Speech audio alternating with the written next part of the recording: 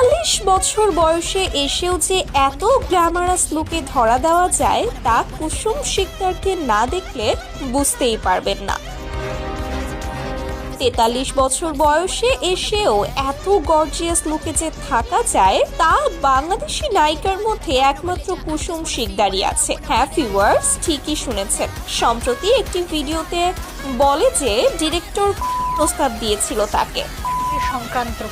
দর্শকরা এই ভিডিও দেখে বলছে প্রস্তাব দেওয়াটাই তো স্বাভাবিক, কারণ এত বছর বয়সে এসেও কি এভাবে ছোট বাচ্চাদের মতো যুবতী মেয়ের মতো বের হওয়া যায়?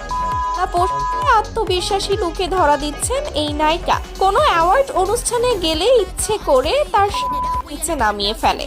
আপনারা ভাবুন তো, একটা নায়িকা কি কখনো এভাবে চলাফেরা করতে পারে? কেউ কেউ বলছে সৌন্দর্য আছে বলেই কি এভাবে দেখাতে হবে। তার সৌন্দর্য এমন ভাবে দেখায় যে লজ্জায় পড়ে যাবেন আপনিও। মূলত বেশ এমন ভাবে পড়বে যে তার আর কিছুই ঢাকার বাকি থাকবে না।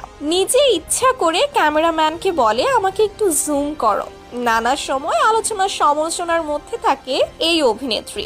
বর্তমানে তিনি ভাইরাল হচ্ছেন বিভিন্ন অ্যাওয়ার্ড অনুষ্ঠানে গিয়ে। তিনি বেশিরভাগই সমালোচনায় পড়েন তার পোশাক নিয়ে, কিন্তু তবুও তিনি পিছুপা হচ্ছেন না। এই মন্তব্যের জবাবে তিনি বলছেন এটা আমার স্টাইল।